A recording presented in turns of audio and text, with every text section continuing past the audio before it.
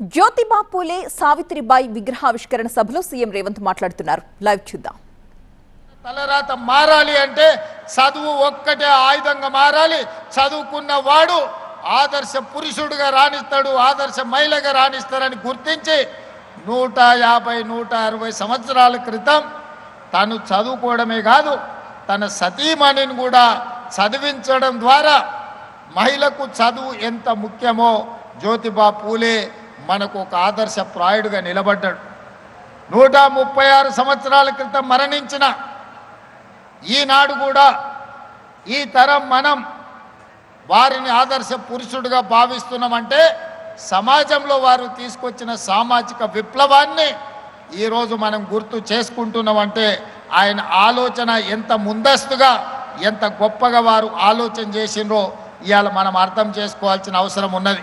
అందుకే మిత్రులారా, ఆనాడు జ్యోతిబా పూలే చెప్పిందే 136 సంవత్సరాల తర్వాత ఈరోజు ప్రజాపాలనలో ఇందిరమ్మ రాజ్యంలో మేము అదే విధానాన్ని అదే ఆలోచనని ఈరోజు కొనసాగిస్తున్నాం.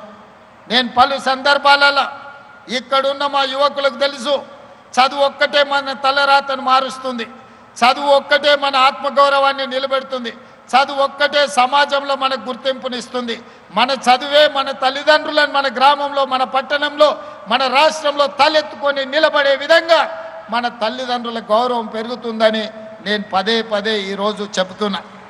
ఈనాడు మన ప్రభుత్వం వచ్చిన తర్వాతనే వివక్షకు లోనైన సమాజంలో విభజన కావించబడ్డ కులాల విభజనను ఈరోజు కులాల నిర్మూలన చెయ్యాలి అనంటే సామాజిక చైతన్యం తీసుకురావాలి అనంటే బీసీ కులాలు వేరు, ఎస్సీ కులాలు వేరు, ఎస్టీ కులాలు వేరు, మైనారిటీ కులాలు వేరువేరుగా రెసిడెన్షియల్ స్కూళ్ళల్లో చదువుకోవడం కాదు, అందరు కలిసి కట్టుగా ఉన్నత వర్గాలతో సహా ఒకే దగ్గర చదువుకోవడం ద్వారా ఒకే దగ్గర కూర్చొని తినడం ద్వారా కలిసి జీవించడం ద్వారా కుల వ్యవస్థను నిర్మూలించవచ్చని ఈరోజు యంగ్ ఇండియా రెసిడెన్షియల్ స్కూల్స్ని ఒక విప్లవాత్మకమైన మార్పుని ఈరోజు తెలంగాణ రాష్ట్ర ప్రభుత్వం తీసుకొచ్చింది.